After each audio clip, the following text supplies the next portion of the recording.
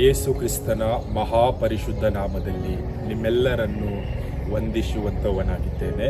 Price the Lord, shalom. ಈ ಬೆಳಗಿನ ಜಾವದಲ್ಲಿ ವಾಕ್ಯ ಓದಿಕೊಳ್ಳೋಣ.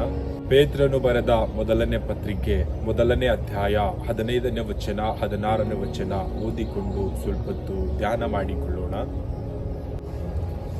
ನಿಮ್ಮನ್ನು ಕರೆದಾತನು ಪರಿಶುದ್ಧನಾಗಿರುವ ಪ್ರಕಾರವೇ ನೀವು ವಿಧೇಯರಿಗೆ ತಕ್ಕಂತೆ ನಿಮ್ಮ ಎಲ್ಲಾ ನಡವಳಿಕೆಯಲ್ಲಿ ಪರಿಶುದ್ಧರಾಗಿರಿ.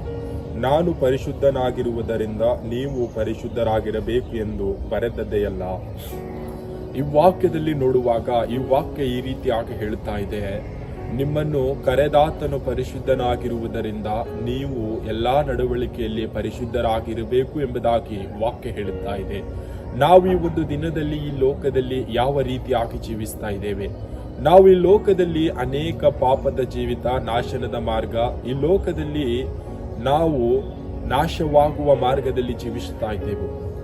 ಆ ಒಂದು ಸಮಯದಲ್ಲಿ ನಮ್ಮ ಜೀವಿತವನ್ನು ಕರೆದಾತನು ಯೇಸು ಕ್ರಿಸ್ತನು ನಮ್ಮನ್ನು ಕರೆದಿದ್ದಾನೆ ಎಂಬುದಾಗಿ ಯಾರೋ ಒಬ್ಬ ಸೇವಕರು ನಮಗೆ ಹೇಳಿದಾಗ ನಾವು ನಮ್ಮ ಜೀವಿತವನ್ನು ಸರಿಪಡಿಸಿಕೊಂಡು ನಾವು ಸತ್ಯದ ಮಾರ್ಗದಲ್ಲಿ ನಡೆಯುವುದಕ್ಕಾಗಿ, ಯೇಸು ಕ್ರಿಸ್ತನನ್ನು ಹಿಂಬಾಲಿಸುವುದಕ್ಕಾಗಿ ನಾವು ಬಂದೆವು. ಮೊದಲನೇ ಜೀವಿತ ನಮ್ಮದು ನೋಡುವಾಗ ಈ ಲೋಕದಲ್ಲಿ ಅನೇಕ ನಾಶನ ಮಾರ್ಗ, ಕೆಟ್ಟತನ, ಪಾಪದ ಜೀವಿತ, ಹೇಳಲಾಗದೆ ಇರುವಂತ ನಮ್ಮ ಜೀವಿತವಾಗಿತ್ತು. ನಮ್ಮನ್ನು ಕರೆದಾತನು ಯಾರು ಎಂಬುದಾಗಿ ನಾವು ತಿಳಿದುಕೊಂಡೆವೋ ಆವಾಗಿನಿಂದ ನಮ್ಮ ಜೀವಿತ ಬದಲಾಯಿತು. ಇನ್ನು ಈ ಲೋಕದಲ್ಲಿ ನಾವು ಯಾವ ರೀತಿಯಾಗಿ ಜೀವಿಸ್ತಾ ಇದ್ದೇವೆ? ನಮ್ಮನ್ನು ಕರೆದಾತನು ಪರಿಶುದ್ಧನಾಗಿದ್ದಾನೆ. ನಾವು ಕೂಡ ಪರಿಶುದ್ಧರಾಗಿ ಇರಬೇಕು. ನಡೆಯಲ್ಲಿ, ನುಡಿಯಲ್ಲಿ ಸತ್ಯವನ್ನಾಡುವಂತವರಾಗಬೇಕು.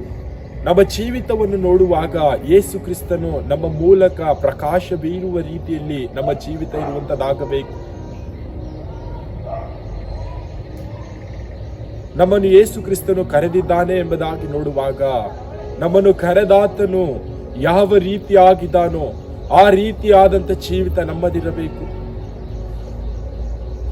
ನಮ್ಮ ಜೀವಿತ ಈ ಲೋಕದಲ್ಲಿ ಮರಣದಿಂದ ತಪ್ಪಿಸಿ, ನಾಶನದಿಂದ ತಪ್ಪಿಸಿ, ಬಂಧನದಿಂದ ಬಿಡಿಸಿ, ನಮ್ಮನ್ನು ಪರಿಶುದ್ಧರನ್ನಾಗಿ ಮಾಡುವುದಕ್ಕಾಗಿ, ನಮ್ಮನ್ನು ನಿತ್ಯ ಜೀವವನ್ನು ಕೊಡುವುದಕ್ಕಾಗಿ, ನಾವು ಯಾವಾಗಲೂ ಸಂತೋಷಿಸುವುದಕ್ಕಾಗಿ, ಪ್ರೀತಿಯಲ್ಲಿ ಇರುವುದಕ್ಕಾಗಿ, ನಂಬಿಕೆಯಲ್ಲಿ ಇರುವುದಕ್ಕಾಗಿ, ಅನೇಕ ಜನರನ್ನು ಸಂತೈಸುವುದಕ್ಕಾಗಿ, ಅನೇಕ ಜನರಿಗೆ ಮಾರ್ಗದರ್ಶನವನ್ನು ತೋರುವುದಕ್ಕಾಗಿ, ಅನೇಕ ಜನರು ಈ ಲೋಕದಲ್ಲಿ ನಾಶನ ಮಾರ್ಗದಲ್ಲಿದ್ದಾರೆ, ಅವರನ್ನು ಸತ್ಯ ಮಾರ್ಗದಲ್ಲಿ ನಡೆಸುವುದಕ್ಕಾಗಿ ನಮ್ಮನ್ನು ಯೇಸು ಕ್ರಿಸ್ತನು ಕರೆದಿದ್ದಾನೆ.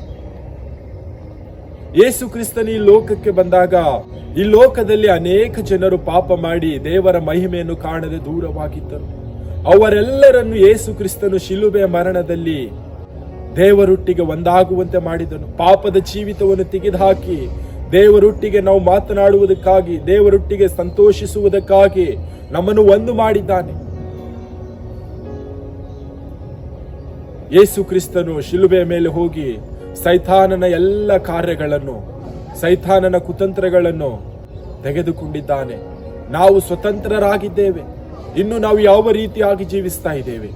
ಈ ಲೋಕದಲ್ಲಿ ಬಂಧನದಲ್ಲಿ ಇದ್ದವರ ಹಾಗೆ, ಪಾಪದಲ್ಲಿ ಇದ್ದವರ ಹಾಗೆ, ನಾಶನ ಮಾರ್ಗದಲ್ಲಿ ಇದ್ದವರ ಹಾಗೆ ನಾವು ಜೀವಿಸುತ್ತಾ ಇದ್ದೇವಾ? ನಮ್ಮನ್ನು ಯೇಸು ಕ್ರಿಸ್ತನು ಈ ಲೋಕದಲ್ಲಿ ಸ್ವತಂತ್ರರಾಗಿ ಜೀವಿಸುವುದಕ್ಕಾಗಿ ಆರಿಸಿಕೊಂಡಿದ್ದಾರೆ. ನಾವು ಯಾವ ರೀತಿಯಾಗಿ ಜೀವಿಸ್ತಾ ಇದ್ದೇವೆ? ನಮ್ಮನ್ನೇ ನಾವು ಪರೀಕ್ಷೆ ಮಾಡಿಕೊಳ್ಳೋಣ.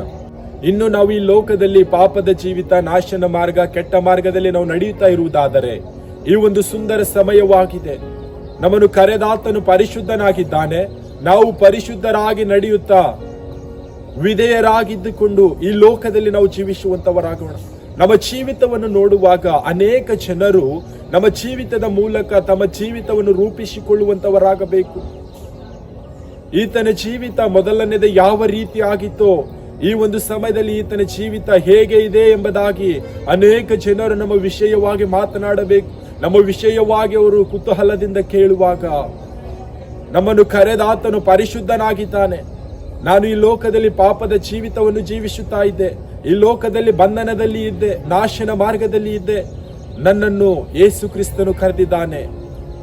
ನಾನು ಯೇಸು ಕ್ರಿಸ್ತನ ಹಾಗೆ ಪರಿಶುದ್ಧನಾಗಿ ಜೀವಿಸುತ್ತೇನೆ ಎಂಬುದಾಗಿ ಈ ಲೋಕದ ಜನರಿಗೆ ನಾವು ಸಾಕ್ಷಿಯಾಗಿ ಜೀವಿಸುವಂತವರಾಗಬೇಕು.